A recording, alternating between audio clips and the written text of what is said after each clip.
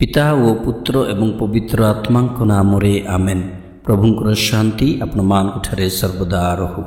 प्रिय बंधुगण, आज आम मैंने प्रभुंकर अवतार घोषणा रहस्य विषय शिक्षा करवा। जहन तार 1:14 कहुए, बाणी देह धारण कले एवं आम मध्य बास कले। बाणी रूपे थिलो तुमे देवंक सृष्टिर प्रारंभ जात हेबा पर्यंत। मानव देहे अवतारिले गर्भे मारियांक मनुष्य होई विचरण कल क्रूश मृत्यु पर्यंत। पुनर्थान होई जीवनर प्रतिश्रुति देल ताहांक जे विश्वास रे रहिबे अटल अंतिम पर्यंत। प्रभुंकर अवतार रहस्य एहिभଳି बुझा जाई पारे। परमेश्वर को मनुष्य हुंती, स्वर्गर ईश्वर महीरे बास करती। अमर ईश्वर मरणशील हुंती, सृष्टिकर्ता सृष्ट प्राणी हुंती। चिरस्थायी परमेश्वर क्षणस्थायी हुंती, समय स्थान ऊर्ध्वरे थिबा ईश्वर समय सीमा परधि मध्यरे आबद्ध हुंती। The eternal lord becomes the part of the world. अनंतर परमेश्वर क्षणस्थायी ब्रह्मांडर एक अंश हुंती। यह ही एक बड़ आश्चर्य कथा जे द क्रिएटर बिकम्स क्रिएचर। सृष्टिकर्ता एक सृष्ट रूप धारण करती, जहाँ नाजरेत निवासिनी एक साधारण नारी एक शब्द हाँ द्वारा संघटित हो पारिछि। अतएव जगत को परित्राण देबाकु हेले परमेश्वर ताहार रूप परिवर्तन करिबा आवश्यक मने करे। अर्थात मनुष्यर परित्राण मनुष्य द्वारा ही संभवपर होई पारिबो। जेमिति कि परमेश्वर मनुष्य हेबा पाई अन्य एक मनुष्यर आवश्यक करती, जद्वारा से मनुष्य को उद्धार करि परिबे। तेणु साधु अगस्तिन कहती, the God who created you without you will not save you without you. जो ईश्वर तुम बिना तुमको सृष्टि कले, सही ईश्वर तुम बिना तुमको उद्धार करिबे नहीं। अर्थात मनुष्य परित्राण पाइबाकु हेले मनुष्य निजे ही चेष्टा करिबा विधेय, कियोबा मनुष्य उद्धार प्राप्त करिबाकु हेले मनुष्य द्वारा ही यह संभव होई परिबो। जेमिति जणे पुड़ियाख्या निजे चेष्टा करी कर्कट रोगरू रक्षा पाइबो एवं से अन्य को मध्य रक्षा करि पारिबो, से भली जणे पापी मनुष्य चेष्टा करी अनंत अग्निरु निजको रक्षा करि पारिबो और अन्य को भी रक्षा करि पारिबो। से भली जणे समस्त बद अभ्यासरु निजे और अन्य को मध्य रक्षा करि पारिबो। परमेश्वरकर रूप ढंग अवस्था बाणी होइथिला, किंतु अवतार रहस्य आमानकु दर्शाए जे तांको रूप ढंग अवस्था मनुष्य होई पारिछि। जहाँ साधु जहन तांको पुस्तक रे दर्शांती, से वाक्य को विस्तार भाव में बुझाक चेष्टा करवा। बाणी आद्ୟରେ बाणी थिले, बाणी ईश्वरଙ୍କ सहित थिले एवं सही बाणी ईश्वर थिले। जहन तार 1:1 अर्थात आद्ୟରେ बाणी थिले। बाणीर अवस्था को सूचाए, बाणीर एक स्थिति को दर्शाए। दीक्षा गुरु जहन साक्ष्य दे कहती, से मो पर आसंती किंतु से हेउछंती मोर अग्रगण्य, कारण से मो पूर्वरु थिले। अर्थात सृष्टिर प्रारंभरु से बाणी रूप थिले। बाणी ईश्वर सहित थिले। यही उक्ति तांकर उत्पत्ति बा प्रारंभ को दर्शाए। से आद्ୟରେ ईश्वर सहित थिले, अर्थात से परम पिता सहित थिले। से आंभ निकट प्रकाशित हेले, से ही बाणी ईश्वर थिले। बाणीर परिचय को बुझाए। पिता परमेश्वर और मु एक। जहन 10:30 यीशु तांकर ऐश्वरिकता को प्रमाणित करती। प्रत्येक गछ तार फल जोगु चिन्हा जाए। लोके कंटा गछरु डिम्बरी किंबा कानकोली गछरु अंगूर तोलती ना। यीशु को उपमा, परमेश्वर को गछरु परमेश्वर ही जात हेबे एवं परमेश्वर बोली परिचय लाभ करिवे। दूतंक संवाद, तुमे गर्भवती होई एक पुत्र प्रसव करिवो एवं तांकर नाम यीशु देव। से महान होई परात्परंक पुत्र बोली ख्यात हेबे। तार अर्थ ला तांकर परिचय परात्पर पुत्र ईश्वर, पुत्र ईश्वर। जो शिशु तुमठारु जात हेबे से पवित्र हेबे एवं से ईश्वर पुत्र बोली ख्यात हेबे, अर्थात से ईश्वर ही अटंती। यीशु पितांक द्वारा प्रेरित होई जगत को आसिले। समय परिपूर्णता आसी जिबारु ईश्वर निज पुत्र को पठाइले। से जने नारी ठारु जन्म ग्रहण कले।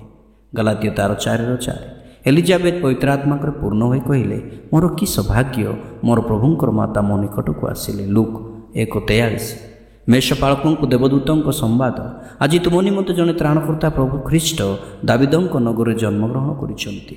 लूक 2:11 यीशु मंदिर रे थिबा समय रे मारिया और जोसेफ को कहिले, मो पिता को कार्य मते साधन करबा को हेबो। मोर पिता को गृह रहिबा जे मोर कर्तव्य।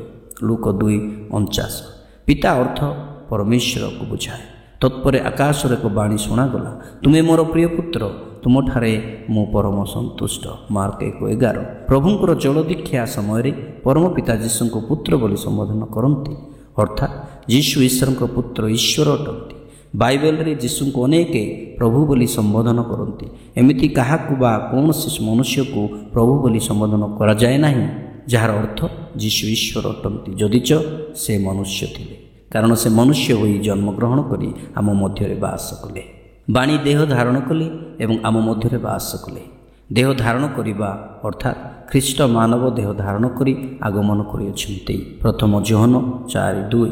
ଯଦିଓ ସେ ଈଶ୍ୱର ରୂପୀ ଥିଲେ, ତଥାପି ସେ ଈଶ୍ୱରଙ୍କ ସହ ନିଜ ସମତୁଲତାକୁ ବଜାୟ ରଖିବା ପାଇଁ ଆସକ୍ତ ହେଲେ ନାହିଁ। ମାତ୍ର ସେ ନିଜକୁ ନିଃସ୍ୱ କଲେ ଓ ଦାସ ରୂପ ଧାରଣ କରି ମନୁଷ୍ୟ ସାଦୃଶ୍ୟରେ ଜନ୍ମ ହେଲେ। ଫିଲିପିଓ 2:6-7। ଆମ ମଧ୍ୟରେ ବାସ କରିବା, ଆମ୍ଭମାନଙ୍କ ମଧ୍ୟରେ ଶିବିର ସ୍ଥାପନ କଲେ, ଆମ ସହିତ ରହିଲେ। ପୁରାତନ ଗ୍ରନ୍ଥରେ ଯେତେବେଳେ ଇସ୍ରାଏଲୀୟମାନେ ମରୁପ୍ରାନ୍ତରରେ ବିଚରଣ କରିବା ସମୟରେ ପ୍ରଭୁ ପରମେଶ୍ୱର ନିୟମ ସିନ୍ଦୁକରେ ବାସ କରୁଥିଲେ। ଯାତ୍ରା ତା'ର 25:8-22, ଗଣନା 35:34। ସଲମାନଙ୍କ ମନ୍ଦିରରେ ପ୍ରଭୁ ବାସ କରୁଥିଲେ। ପ୍ରଥମ ରାଜାବଳୀ 8:10-11। ସିୟନ ପର୍ବତରେ ବା ଜେରୁସାଲେମ ଠାରେ ତାଙ୍କର ବିଶ୍ରାମସ୍ଥଳୀ, ଯାହା ସାମସଙ୍ଗୀତ 132:13-14 କୁହେ। ବର୍ତ୍ତମାନ ସେହି ଅଦୃଶ୍ୟ ପରମେଶ୍ୱରଙ୍କ ପୁତ୍ର ଯିଏ ବାଣୀ ରୂପରେ ଥିଲେ, ସେ ବାସ୍ତବ ଭାବରେ ମନୁଷ୍ୟ ଆକାରରେ ଜଗତରେ ବାସ କରିବା ପାଇଁ ଜନ୍ମଗ୍ରହଣ କରନ୍ତି। ମାରିଆ ତାଙ୍କର ପ୍ରଥମ ଜାତ ପୁତ୍ର ସନ୍ତାନକୁ ପ୍ରସବ କଲେ। ଲୁକ 2:7। ସେ ପୋଷି ପାଳି ବଢ଼ାଇଲେ, କିନ୍ତୁ ସେ ଆମ ଭଳି ସ୍ୱାର୍ଥପର ହେଲେ ନାହିଁ, ବରଂ ସେ ଆମମାନଙ୍କୁ ତାଙ୍କର ପୁତ୍ରଙ୍କୁ ଦେଲେ। ସେଥିପାଇଁ ସାଧୁ ଅଗସ୍ତିନ କହନ୍ତି, ଯେତେବେଳେ ପିତା ଈଶ୍ୱର ଏହି ମନୁଷ୍ୟ ଜାତିକୁ ତାଙ୍କରି ବହୁମୂଲ୍ୟ ଉପହାର ତାଙ୍କର ପ୍ରିୟ ଅଦ୍ୱିତୀୟ ପୁତ୍ରଙ୍କୁ ଦେବା ପାଇଁ ଚାହିଁଲେ, ତାଙ୍କୁ ଗ୍ରହଣ କରିବା ପାଇଁ ସେ କୌଣସି ଯୋଗ୍ୟ ବ୍ୟକ୍ତିଙ୍କୁ ପାଇଲେ ନାହିଁ। ତେଣୁ ମାରିଆଙ୍କୁ ଜାତ କଲେ ଓ ତାଙ୍କ ପୁତ୍ରଙ୍କୁ ମାରିଆଙ୍କୁ ଦେଲେ, ଯଦ୍ୱାରା ମନୁଷ୍ୟ ଜାତି ମାରିଆଙ୍କ ଦେଇ ପୁତ୍ରଙ୍କୁ ପ୍ରାପ୍ତ କଲେ। ମାରିଆଙ୍କ ବକ୍ଷରେ ଖ୍ରୀଷ୍ଟ ଆବିର୍ଭାବ ହୁଅନ୍ତି ଏବଂ ମାରିଆଙ୍କ ଠାରୁ ଆମେ ସମସ୍ତେ ତାଙ୍କୁ ପ୍ରାପ୍ତ କରୁ।